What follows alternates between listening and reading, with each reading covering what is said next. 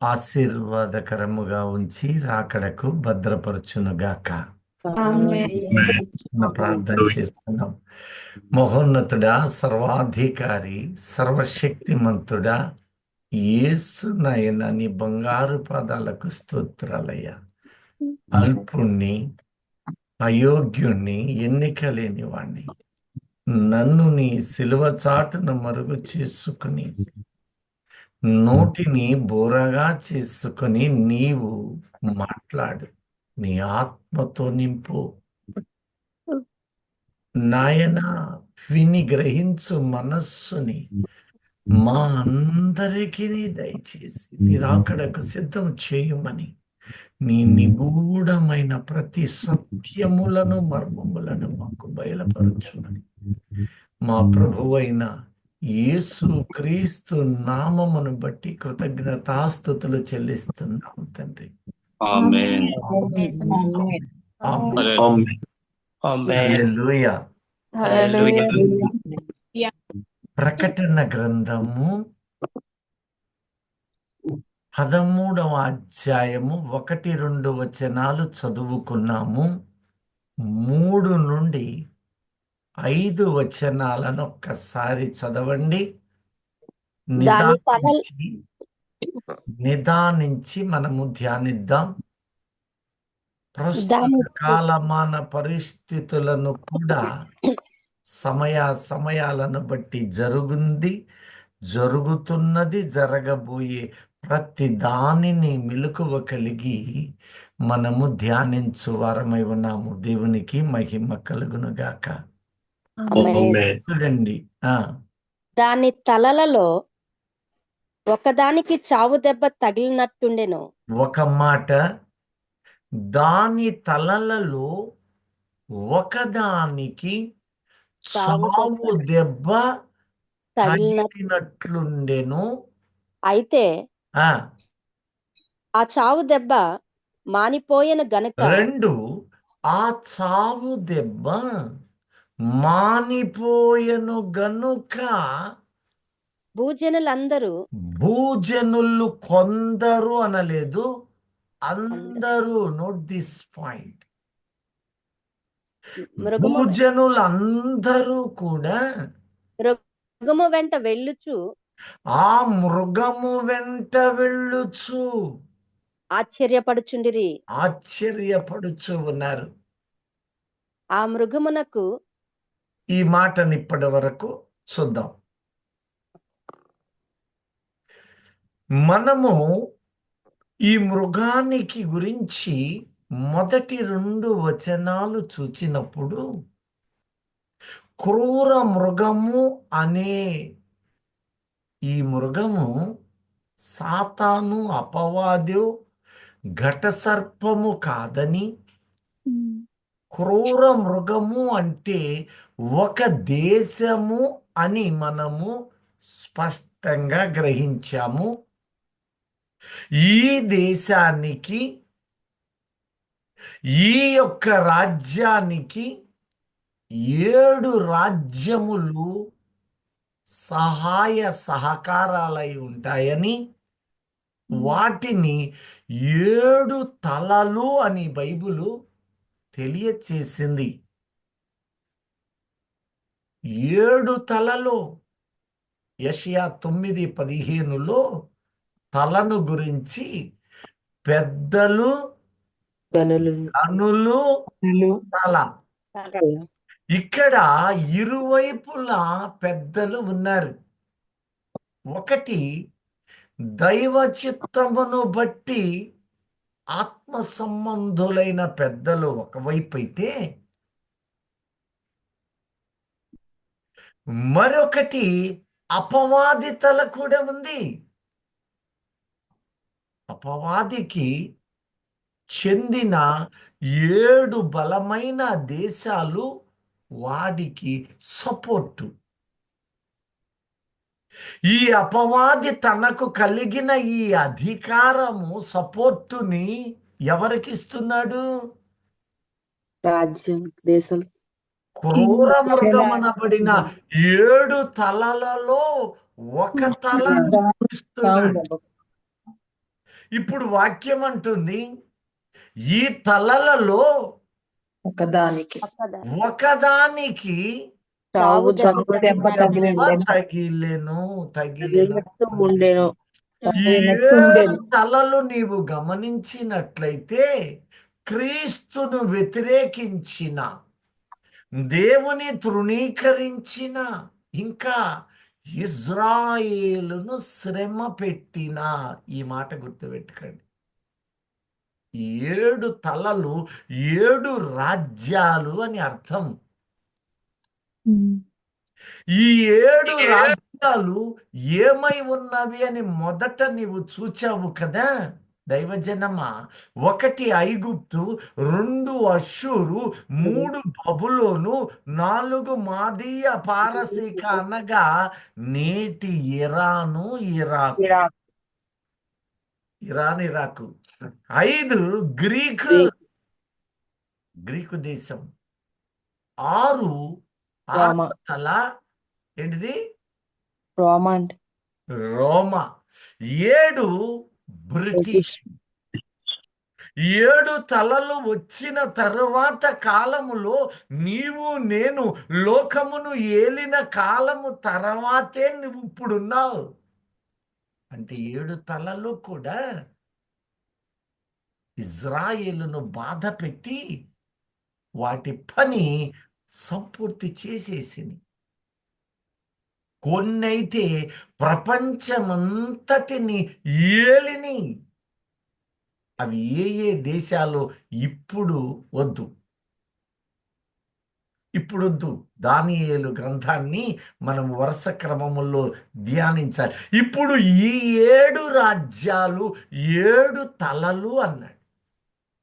ఈ 7 తలలలో ఒక తలకు సావు దెబ్బ తగిలిందట.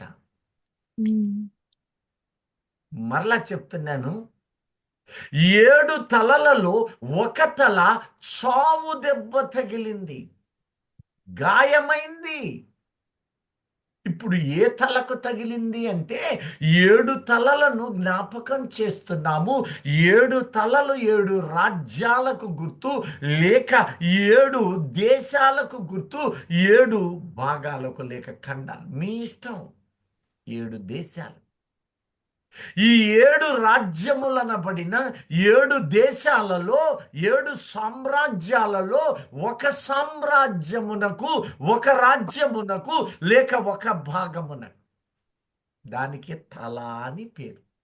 ఈ తలకు చావు దెబ్బ తగిలింది. తర్వాతట ఆ చావు దెబ్బ ఏమైంది?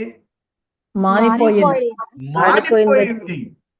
దెబ్బ తగిలింది, దెబ్బ మానిపోయింది.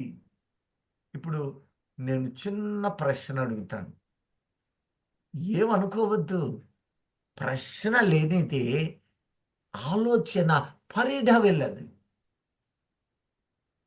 పరిశుద్ధాత్మ దేవుడు ఎదురాడు మనస్సును కొందరికి పెడతాడు. అలా కాకుండా అటా వెళ్ళిపోతుంటే కొన్ని ఎక్కుతే, కొన్ని పక్షులు తీసుకొని వెళ్ళిపోతుంటాయి. అదే ప్రశ్న నీలోనికి వస్తే పలుసార్లు నేను అందుకే అడుగుతుంటాను, మీరు తక్కువ నేను ఎక్కువ, నేను తక్కువ మీరు ఎక్కువ కాదు. క్రైస్తవులందరూ సమానమే.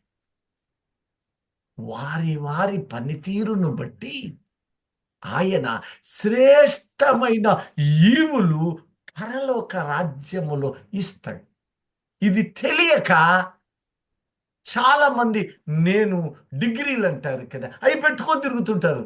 చాలా మంది కాపర్లను కూడా చూస్తుంటాం. ఆయన ఇవ్వకమానడే పదవులు ఆయన ఇచ్చి తీరతాడు, అధికారాలు ఆయన దగ్గర ఉన్నాయి, అన్నీ ఉన్నాయి. అక్కడ ఏమేమి ఉన్నాయో వరుస క్రమములో ధ్యానించబోతూ ఉన్నాం. అయితే ఈ భూమి మీద మాత్రము అధ్యక్షత ఆశించువాడు తగ్గింపుతోటి కాళ్ళ దగ్గర బతకాలి. హృదయములో కూడా మన భావము తగ్గింపే ఉండాలి. అప్పుడు అనేక ప్రాంతాలకు ఆయన హెచ్చిస్తాడు. హెచ్చించబడే కొద్దీ ఇంకా తగ్గాలి. ప్రియ దైవజనమా, ఇప్పుడు అంటున్నాడు 7 తలలు. నీ ఇంటికి నీ పెద్దలు ఎలాగో వాడింటికి కూడా ఉంటారా? ఉంటారు. ఉంటారండి. అందుకనే వాక్యం అంటుంది పెద్దలు గనులు తల అన్నప్పుడు, పెద్దలు గనులు అనగానే దేవుని పరిశుద్ధులే పెద్దలు అని అనుకున్న వీలు లేదు. పెద్దలను గనులను తల. అదు ఇప్పుడు ఈ పెద్ద నీకెలా ఉన్నాడో వాడికి కూడా పెద్దలు ఉంటారు. వాడి పెద్ద వాడికి గొప్ప, నీ పెద్ద మనకు గొప్ప, నాకు గొప్ప. మనకు మార్గదర్శులే మన పెద్దలు అన్నాడు. ఇప్పుడు పెద్ద అంటే 1వ సమూయేలు గ్రంథము 15వ అధ్యాయము 17వ వచనములో ఈ పెద్దలను గురించి తలలు అన్నాడు. ఆ తలను వ్యక్తిని ఎలా పలుకుతున్నాడో చూడండి. అందుకు సమయాలు ఆ నీ దృష్టికి నీవు అల్పుడుగా ఉన్నప్పుడు నీవు నీ దృష్టికి, దేవుని దృష్టికి, లోకమునకు, సమస్తమునకు నీవు అల్పుడవై ఉన్నప్పుడు ఇశ్రాయేలుల గోత్రములకు ఆ శిరస్సు వైతివి. నీవు శిరస్సు వైతివి. యెహోవా నిన్ను చాలా బాగుంది. ఇజ్రాయేలు సర్వ సమాజమునకు నీవు శిరస్సువి అంటే ఘనుడివి. ఒక వ్యక్తిని అక్కడ చూపుతున్నాడు. శిరస్సు అంటే అధికారము. నీవు అధికారివయ్యావు. ఘనత, ప్రభావము నీవేమైనా బిలు.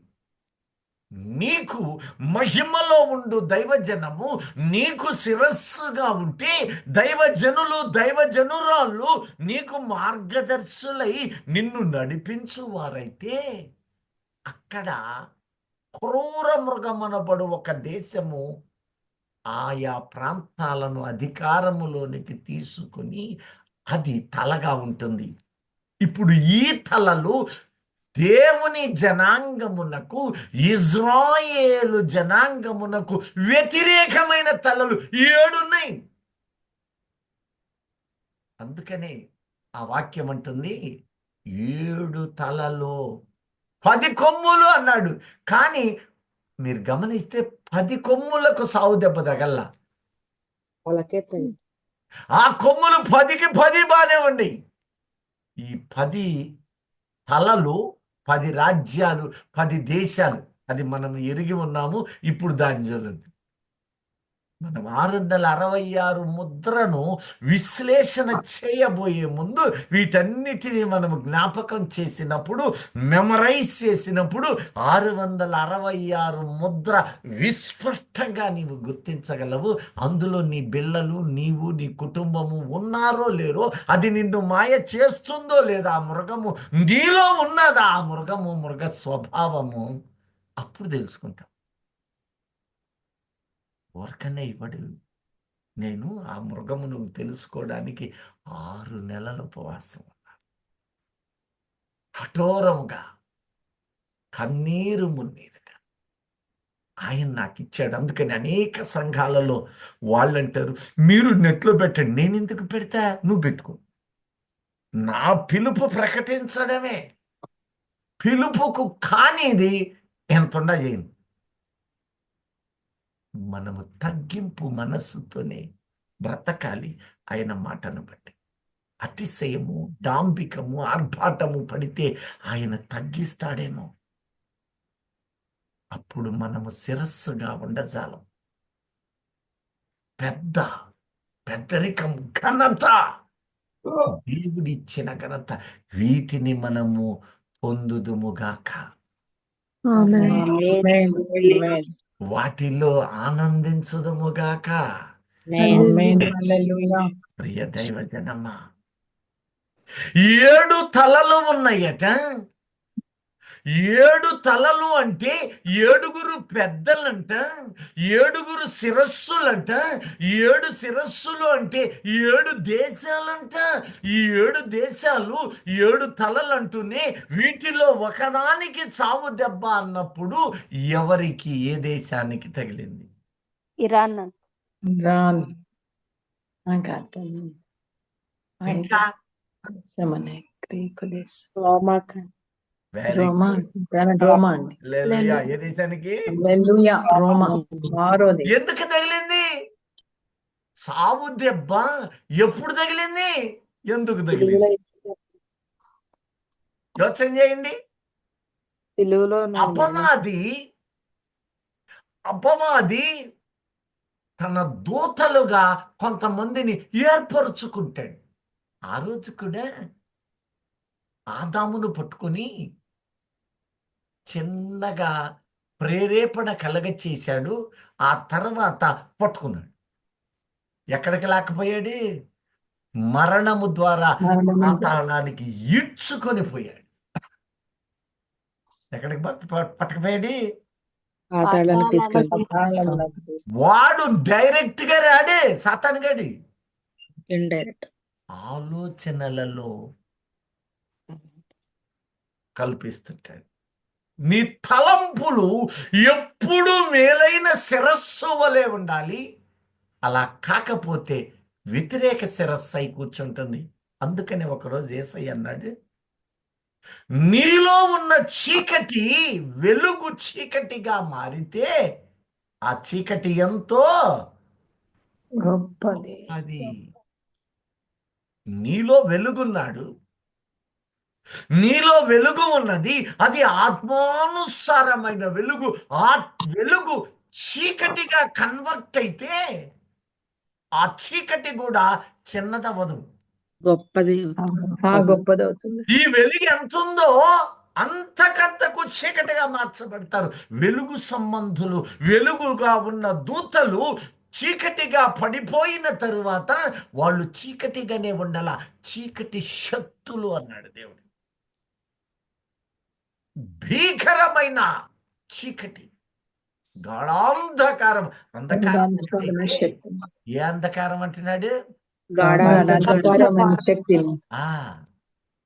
ఒకరోజు రీసెంట్గా గురువారం మొన్న ప్రార్థన చేశాను. జరిగిందే కనుక మీ ముందు సరే శోధన ఎందుకు పెట్టావు ఇంత ప్రార్థన పూర్వాల కంటే? ఎప్పుడు ప్రార్థన అంటదండి, అంటదంట. నడుసుద్దా? ఆ పడిపోయి నేనెవరో తెలుసా? పలానా చీకటి శక్తిని. అంతా అయిపోయిన తర్వాత ప్రభు నామంలో ఏమన్నా దేవుని బిడ్డ అంటే పెద్దగా నువ్వేమన్నా తెలుసా? దేవుని బిడ్డ ఏమన్నదో తెలుసా? అందరూ చర్చిలో చూస్తున్నారు. ఏమో కనుక ఇప్పుడు పోయిందనుకో నాకంటే పెద్దది. అంటే వాళ్ళకు కూడా పదవులు ఉన్నట్టుంది. ఆశ్చర్యం వేసింది. అయ్యా వెళ్ళిపోతానయ్యా, చుట్టూ అగ్ని మండుతుందయ్యా, నా మీదకి వెళ్ళిపోతాను. కానీ అన్న మాట ఏంటి? ఏమో పుట్టుకోమంటే నాకంటే అవుతుందా అంటే పదవులు ఉన్నాయా? భూమి మీద పదవుల్లాగా పరలోక సామ్రాజ్య దైవ సంబంధమైన పదవులు ఎలా ఉన్నాయో వీటికి కూడా పదవులు ఉన్నాయి. మనము క్రీస్తునందు శిరస్సై ఉందముగాక. సంఘములలో మన కుటుంబములో ఆత్మీయమైన జ్ఞానము కలిగిన శిరస్సై ఉందముగాక.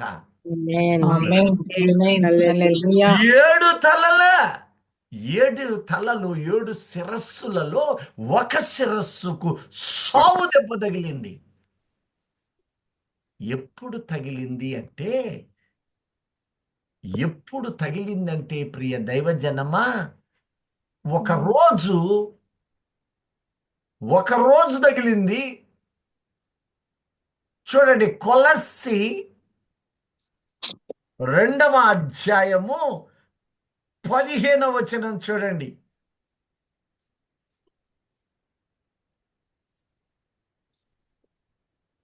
తులసి అసలు 2:15. 15. మరియు అపరాధముల వలనను ఆ, శరీరమందు సున్నతి పొందక ఇండుట వలనను చూడండి, ఇక్కడ రకరకాలుగా చెప్పాడు. ఇప్పుడు అవన్నీ వివరించను కానీ, అపరాధముల వలను శరీర శరీరమందు సున్నతి పొందకపోవుట వలనను. ఈ మీరు మృతులై ఉండగా చూడటానికి ఒక విధంగా ఉంది, కొద్దిగా భిన్నంగా వాటి ఇంటర్నల్ వేరుగా ఉంటుంది. ఇప్పుడు వద్దు. మీరు మృతులై ఉండగా, దేవుడు వ్రాతపూర్వకమైన ఇక్కడ చూడండి, దేవుడు వ్రాతపూర్వకమైన ఆజ్ఞ వలన ఆ, మన మీద రుణముగాను మనకు విరోధముగాను నుండిన ఆ, పత్రమును ఆ మేకులతో పత్రం పేరేమిటో చెప్పగలరా? ఈ పాపము, అపరాధము, అడ్డంకి కలిగిన జీవితానికి ఒక కారణము, మూలం ఒకటి ఉంది. పత్రం. సరే, ఇది బాగా ఆలోచన చేయండి. నెక్స్ట్ సెషన్స్ లో మీకు వివరిస్తాను ఆ పత్రం ఏందో. ఇండ్రి అని ఉంటుందండి.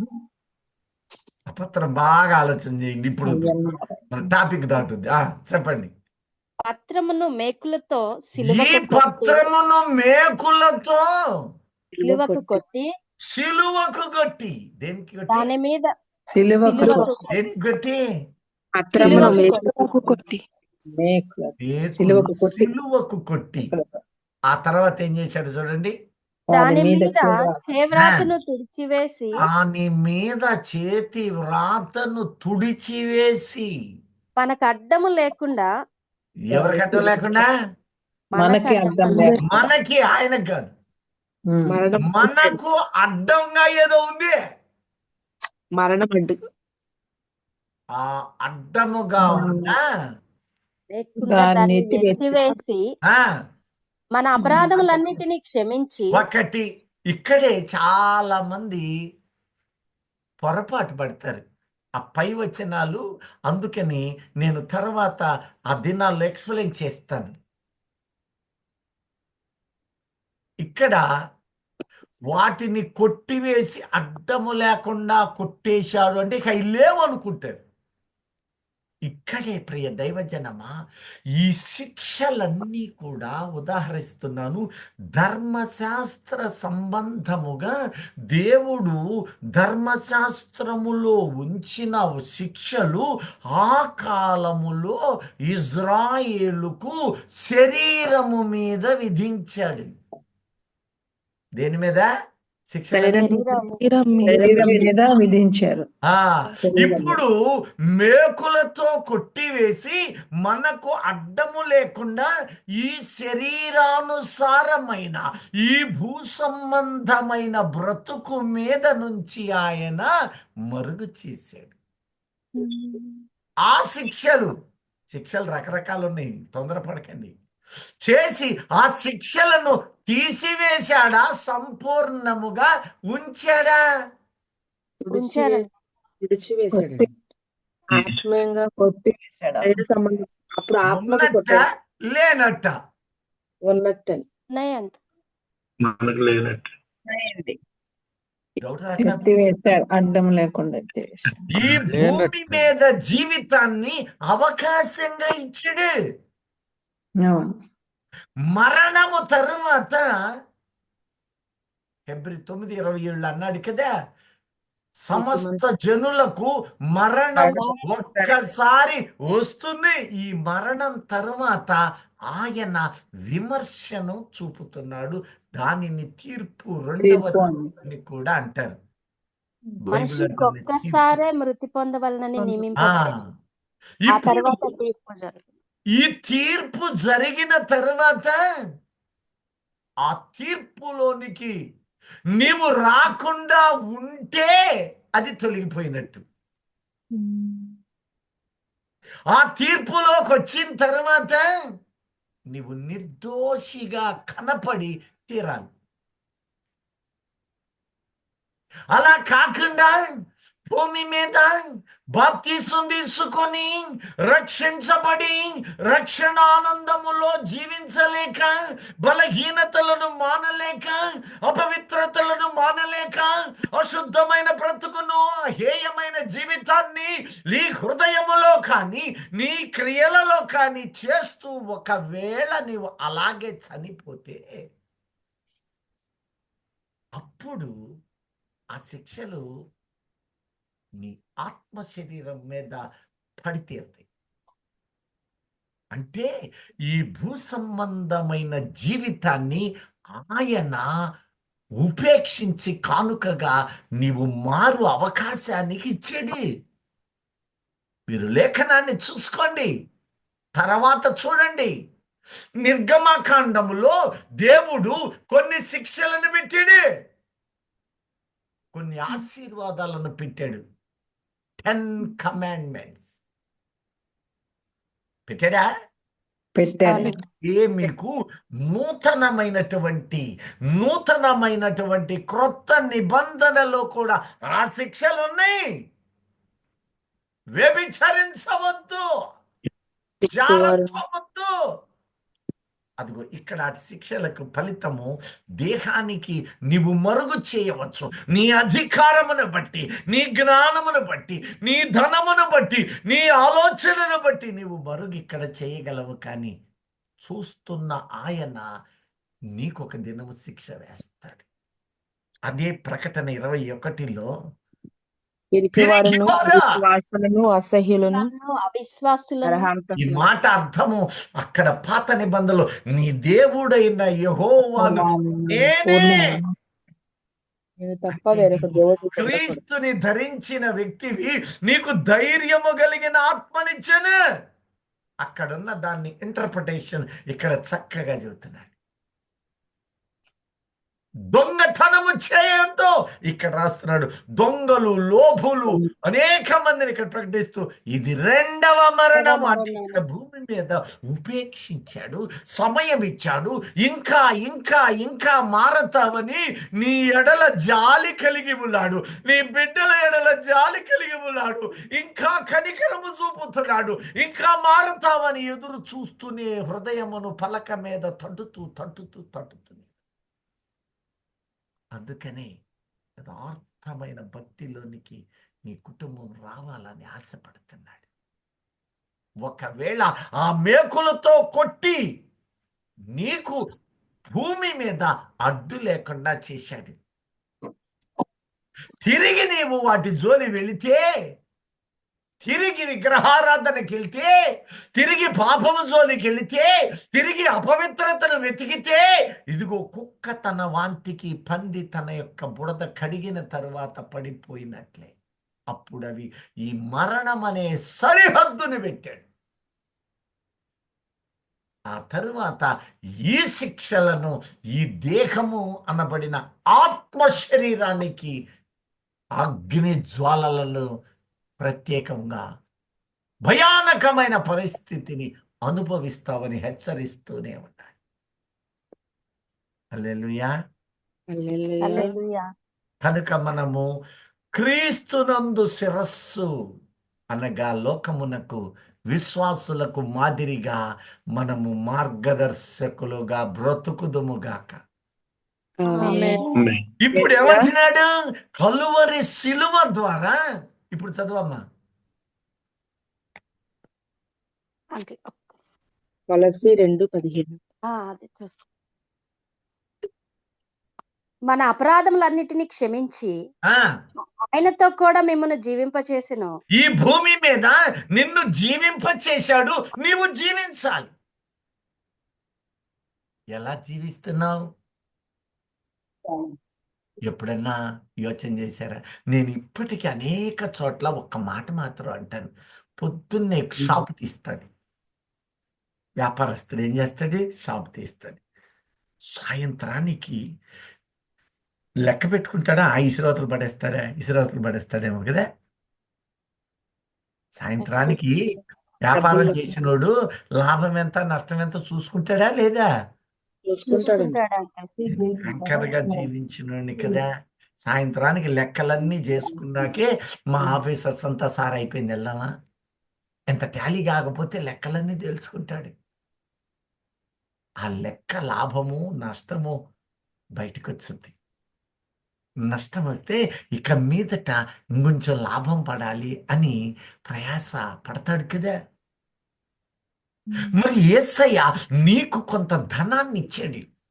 అది ఆత్మీయ ధనము, అది పరిశుద్ధాత్మ అనుభవము, దేవుని వాక్యము, కృప అనబడు అనేకమైన నాణ్యాలు ఇచ్చాడు. ఎంతమంది సాయంత్రానికి పోగు చేస్తున్నారు? ఆయన ఇచ్చిన ఆజ్ఞలను తుస్కారంగా ఎంతమంది జీవిస్తున్నారు? యోచన చెయ్యండి. నా ప్రభువు నాకు నాణ్యం ఇచ్చాడు. నా ప్రభువు నా కృపనిచ్చాడు. ఎవరికి లేని ప్రార్థనా జీవితం ఇచ్చాడు. ఎవరికి లేని రక్షణనిచ్చాడు. ఎవరికి ఇవ్వని స్వస్థత వరాలు. స్వస్థతలు ఏంటండి అసలు? వైద్యులు చేసే స్వస్థత వైద్యులకి అసాధ్యమైన. ఏది తీసుకుంటావు అది తీసుకుంటావు అది తీసుకుంటావు అదే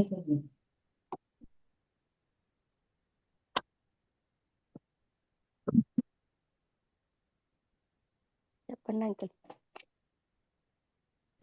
అదే తీసుకుంటావా అమ్మా పర్లేదు చెప్పచ్చా? కొద్దిసేపు మాట్లాడాక చెప్పనా? పర్లేదు అమ్మా, మాట్లాడు, పర్లేదు.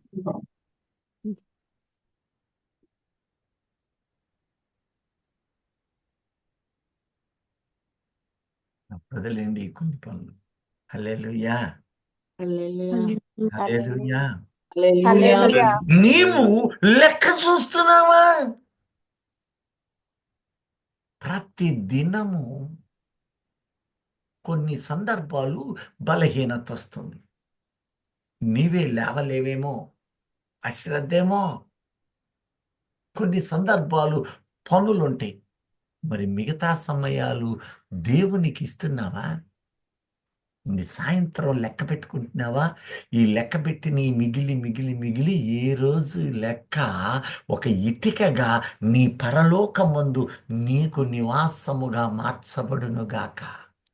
ఆమేన్. హల్లెలూయా. లేదు. హల్లెలూయా, హల్లెలూయా. హల్లెలూయా. నీవు చేసిన నీ పని నేను లెక్కిస్తానా?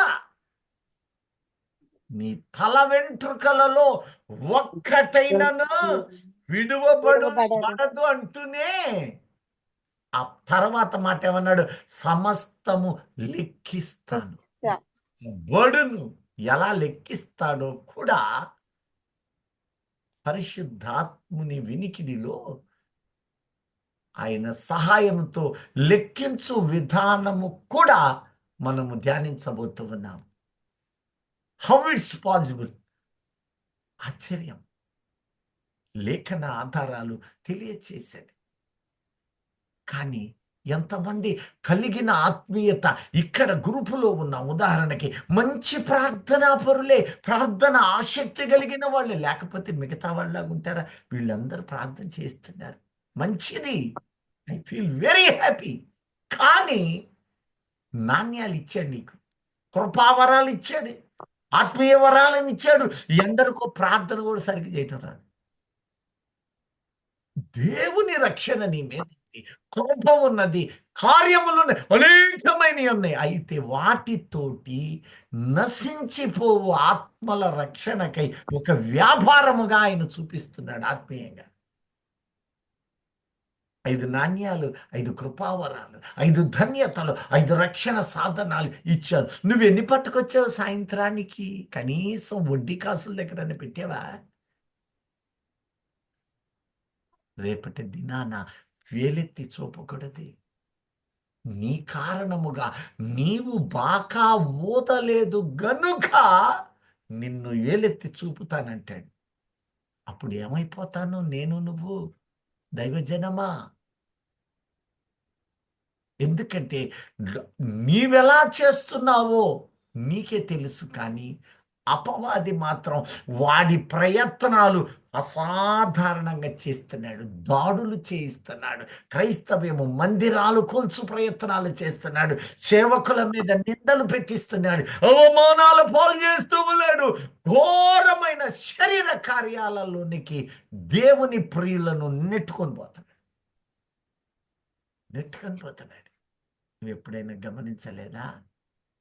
ఎన్ని హింసలు! ఈ హింసలు కలిగేది నామకార్థ క్రైస్తవ సంఘాలకు కాదు. క్రీస్తుని ధరించిన వారు నింద అవమానాలు పాలవుతారు. మందిరం కూలింది అంటే ఆ పక్కనే మిగతా మందిరాలు కూడా ఉంటాయి, క్రైస్తవులు అవి గోలం, కానీ ఇదే గులుద్ది. ఎందుకు చెప్పండి? ఈ కాపరి దేవుని మీద ఆధారపడ్డవాడై ఉంటాడు. అక్కడ వాడికి మంట రగులుద్ది. పరిశుద్ధాత్మ సంపూర్ణతలో జీవించడానికి, అనేకులను తీసుకుని రావడానికి అతడు సిద్ధమై ఉంటాడు. కనుక అపవాది వాడి వైపు చూస్తాడు. సెగ ఎక్కడ తగులుద్దో అక్కడే మంట ఉంటుంది. మిగతా వాళ్ళు ఎంత ప్రార్థన చేసినా అది ప్రార్థనగానే ఉంటుంది. మనము ఆత్మీయులమై అనేకులను మార్చువారమై గుదుముగాక. ఆమేన్. ఆమేన్. ఆమేన్. హల్లెలూయా. హల్లెలూయా. మొదట విశేషముగా మన కుటుంబమునకై పోరాటము చేయుదుముగాక. ఆమేన్. అంటే హల్లెలూయా. ఇప్పుడు ఏమంటున్నాడు చూడండి. ఆయన ఏం చేశాడో ఆ సిలువ మీద దెబ్బ మన వాడికి ఎంత అపరాధ తగిలిందో చూద్దాం. మన అపరాధములన్నిటిని క్షమించి ఆ ఆయనతో కూడా మిమ్మును జీవింపచేసెను. చూడండి, జీవింపబడిన నీవు ఇప్పుడు నేను ఆయనతో కూడా ఏమైతున్నావు? జీవిస్తున్నా. జీవింపబడుచున్నా. జీవిస్తూ ఉన్నాం. ప్రతిరోజు బతుకుతూనే ఉన్నాం. ఆయనతో వేకువనే లేసి అయ్యా అయ్యా నాథా సత్య స్వరూపుడా మనల్ని బ్రతికిస్తున్నవాడు. బ్రతుకుతున్నాం. ఈ లోకములో ఎంత గొప్పవాడైనా ఒకరోజు సావాల్సిందే. ఈ లోకపు నటన, బ్రతుకు, ఉద్యోగం, వ్యాపారం ఒళ్ళి వదిలేసి పోవాల్సిందే. అన్నీ ఆ కాటిలో కలిసిపోవాల్సిందే. అలాంటప్పుడు దీని మీద వ్యామోహం ఉన్నది అంటే ఆయన ఒప్పుకుంటాడా? నీ మొదట వాటిని కొర్చివేసి ఆ తరువాత అనేకులను పరలోక రాజ్యము వైపు నీ దృష్టిని, వారి దృష్టిని సమర్చి, అప్పుడు ఆయన పరమందున్న దూతలు చూస్తూ ఉంటారు. ఇందాక దైవజనుడు స్పష్టంగా చెబుతున్నాడు, ఆకాశమందు నుంచి ఆయన చూచేవాడు. మీరు గమనించాలని మరొకసారి మీరు సంతోషంగా లేరేంటి? ఆయన చూస్తున్నాడే అన్నారు.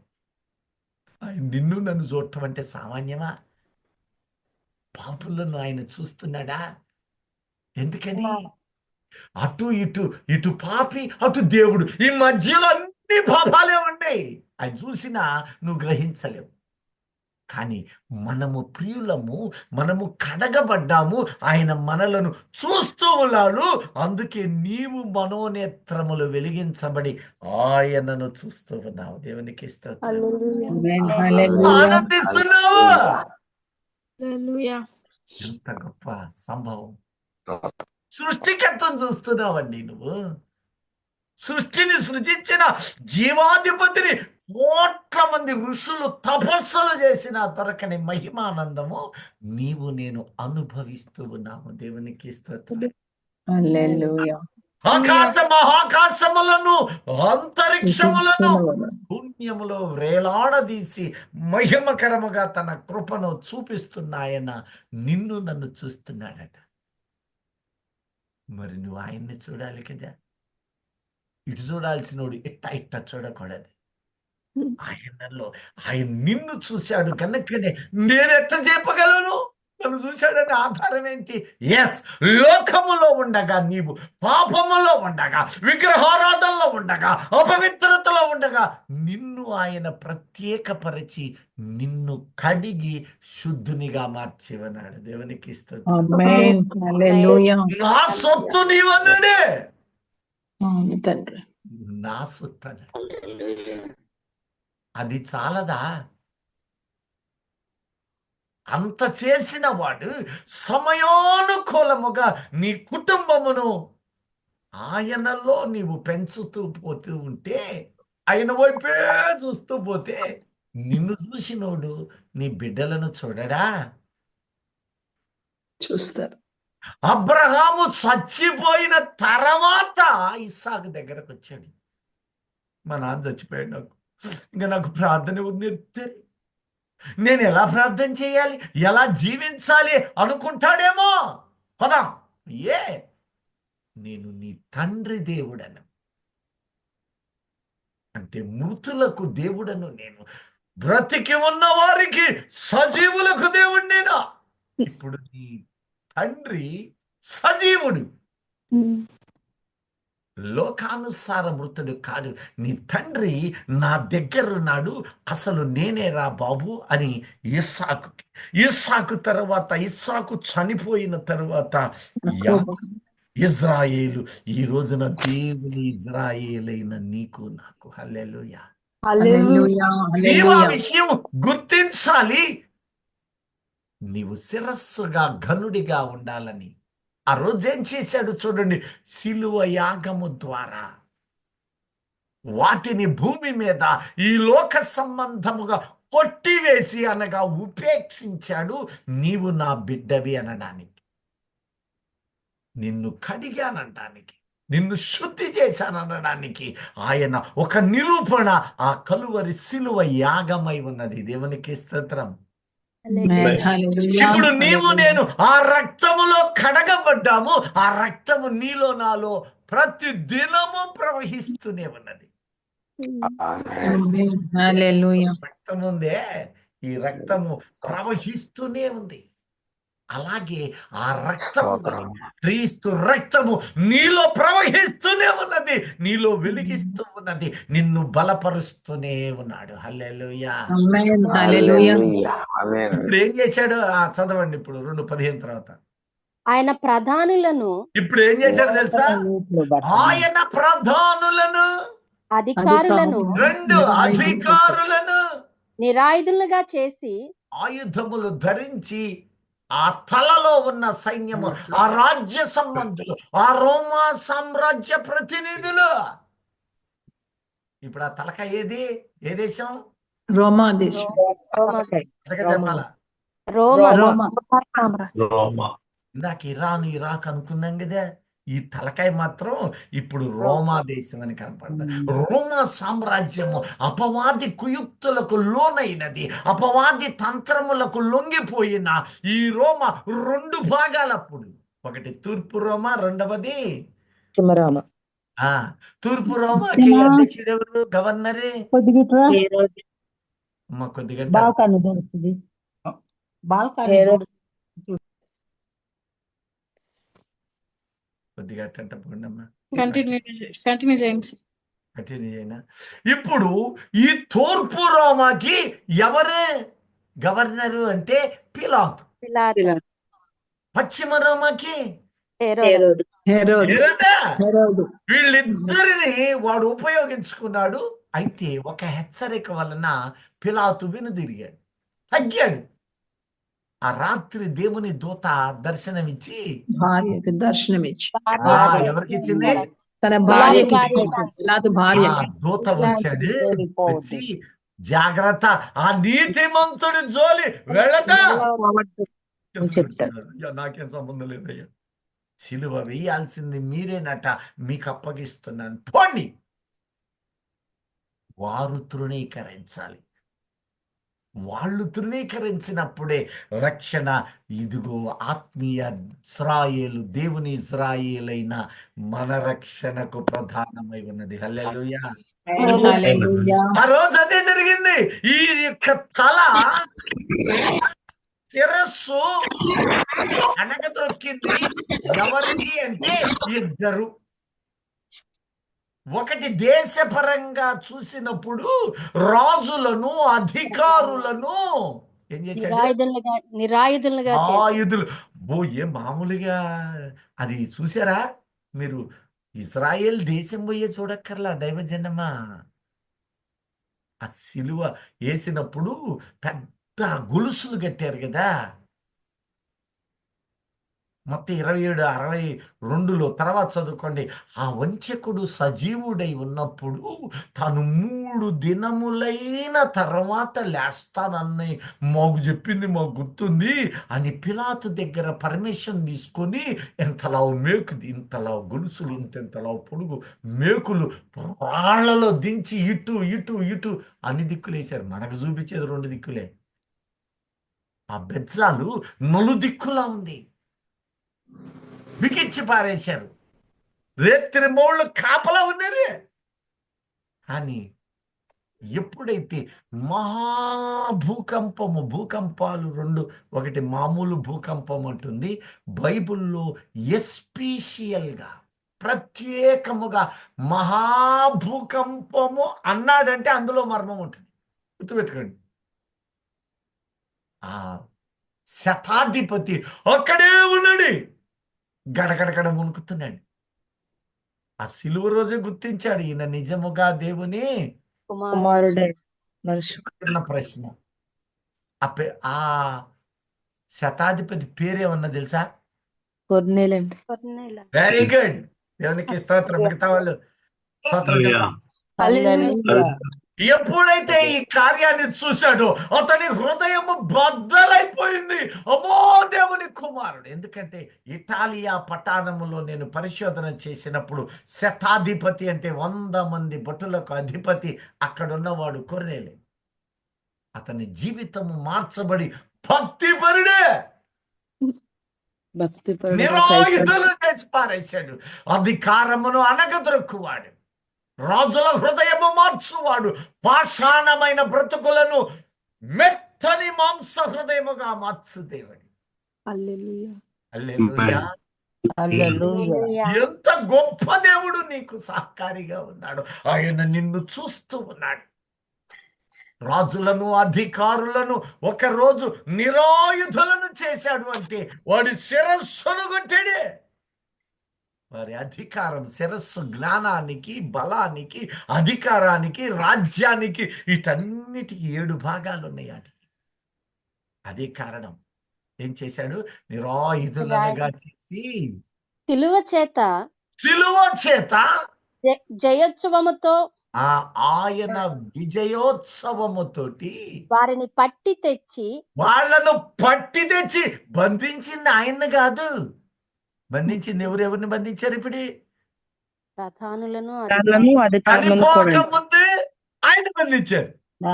ఇప్పుడు ఈ పునరుద్ధానుడయ్యాక ప్రధానులను, అధికారులను వాళ్ళని బంధించాడు, ఈడ్చివేశాడు.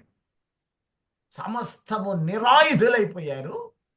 సిలువ చేత వారిని ఏం చేశాడటే? జయోత్సవముతో వారిని పట్టి తెచ్చి బాహాటముగా వేడుకకు బాహాటముగా వారి ఆలోచన తలంపులను నిరస్త్రాణముగా చేసిన గొప్ప దేవుడై ఉన్నాడు. హల్లెలూయా. హల్లెలూయా. ఇప్పుడు ఆ అధికారం ఎవరికి ఇచ్చాడో తెలుసా? విశ్వాసులమైన మనకిచ్చాడు. అందుకనే మనము ఆత్మ సంబంధముగా అధికారులు. యేసుక్రీస్తు తన శిష్యులను పిలిచి దయ్యములను పారగొట్టుటకును రోగులను బాగు చేయుటకు అధికారం ఇచ్చెను. నీ అధికారము భూమి మీద కాదట. భూమి కంటే బలమైనది ఆత్మ సంబంధమైనది. ఎవడైనా మనిషిని కొట్టగలడు కానీ దేని కొట్టగలడా? దేని కనపడితే ఏమవుతారు? నీలకపోతాం కదా. ఆ దురాత్మలను, ఆ చీకటి శక్తి, అంధకార శక్తులను నీవు 12 మంది పిలిచి అపవాదిని ఎదిరించుడి, వాడు మీ యొద్ద నుండి పారిపోవును. ఏమవుతాడట? పారిపోతున్నాడంటే అర్థం ఏంటి? ఆ రోజు నీకు గెలిచినట్టు. ఏ రోజు వాక్యములో, ప్రార్థనలో, విశ్వాసములో నీవు బలపడుతున్నావో, ఏ రోజు అపవిత్రతకు, తలంపులకు, ఆలోచనకు, లోక సంబంధమైన ఆలోచనలు, మాటలు నీవు మూసివేశావో నీలో, ఆ రోజు క్రీస్తు నీలో ప్రకాశిస్తున్నాడు. హల్లెలూయా. హల్లెలూయా. పరిశుద్ధాత్మ నిన్ను పరవశింపు చేస్తున్నాడు. హల్లెలూయా. హల్లెలూయా. అపవాది ఏమయ్యాడు? ఏమయ్యాడు? పారిపోయాడు. ఎంతమంది పారద్రోలుతున్నారు? సూటిగా నేను వాక్యం అంటున్నాడు పారద్రోలుతున్నా. పరిశుద్ధాత్ముడు. నీవు ఈరోజు పారద్రోలు వ్యక్తి అయి ఉండాలి. అంటే హల్లెలూయా. వాక్యమునకు హత్తుకో. అప్పుడు నీలో ఉన్న వెలుగు సూర్యుని వెలుగు వలె కిరణాలు లోకానికి ఎలా వెళతాయో, నీ విశ్వాసము, నీ ప్రార్థన అనేకులకు చీకటి కలిగిన మరణ ఛాయలను వెలిగింపచేయునుగాక. ఆమేన్. ఇది జరిగింది ఎప్పుడు? సిలువ మీద జరిగింది. అపవాది మరియు క్రూర మృగమనబడిన రోమా సామ్రాజ్యము ఒక్కసారి కొంగుదినారు. సిలువ విజయోత్సవముతోటి ఏ శత్రుముఖ, ఏ రాజ్యము యేసుని బంధించాలి, ఏ హేరోదు పిలాతులు పగడ్బందీగా చేశారో, ఇక్కడ రెండు జరిగినాయి అన్నాను కదా. ఒకటేమో రోమా సామ్రాజ్యం, రెండవది అపవాది. అలా కూడా చదువుతుంది. ఇక్కడ మనకు రోమా సామ్రాజ్యమే కనపడుతుంది.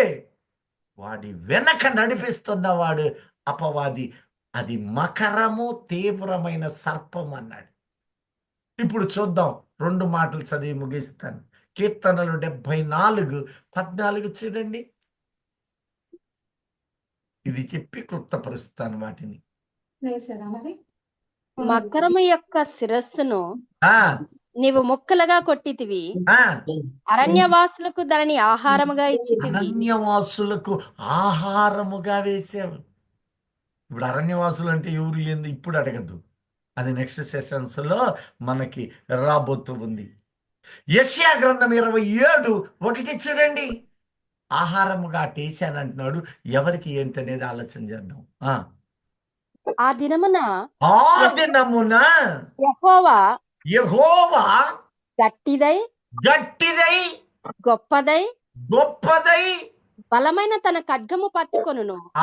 ఇక్కడ చూడండి, బలమైన తన ఖడ్గము పట్టుకొనును. ఖడ్గమును పట్టుకొనును. ఖడ్గం అంటే వాక్యం. వాక్యం అంకుల్. వాక్యం అంటే దేవుని మాట.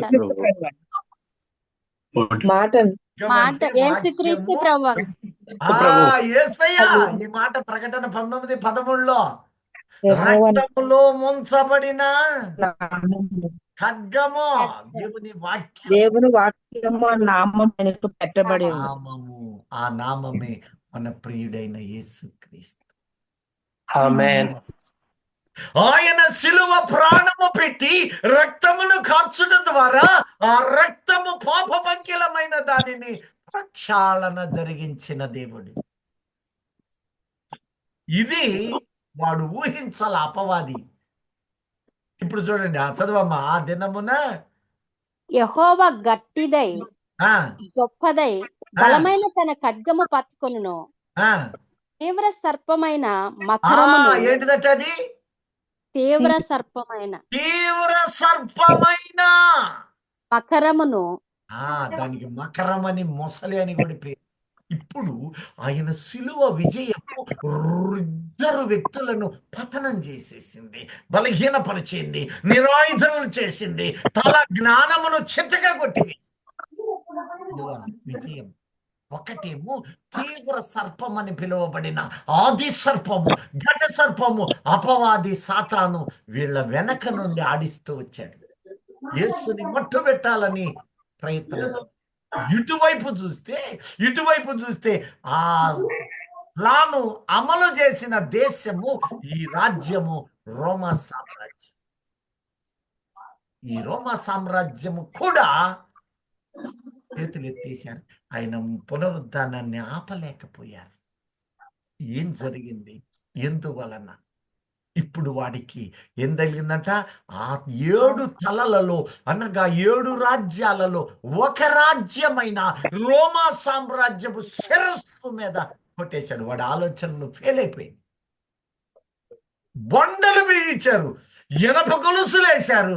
ఆపలేకపోయారు, నిరాయుధులయ్యారు. ఒకవైపు చూస్తే ఆత్మ సంబంధంగా చూసినప్పుడు వాళ్ళ వెనక నుండి ఆడించిన అపవాది యేసుని ఆపుట ద్వారా ఈ శాశ్వతముగా ఆదాము పాపము అందరూ నా కిందకు వస్తారని ఆశించిన వాడి జీవితం భంగపడిపోయింది. హల్లెలూయా. Amen. విజయము Hallelujah. ప్రియులైన మనందరికి ఇచ్చిన గొప్ప దేవుడే. Amen. Hallelujah. విజయము దినదినమును అనుభవించుదము గాక. అట్టి Amen. అభిషేకము మన జీవితాలను మండించును గాక. Amen. Hallelujah. విజయము లేని వారికి విజయమునకు తీసుకొని నడిపించుదుము గాక. ఆమేన్. Amen. హల్లెలూయా. ప్రార్థన చేసుకుందాం. మహోన్నతుడా నాయన యేసయ్య, ఇంతవరకు జరిగిన ప్రతి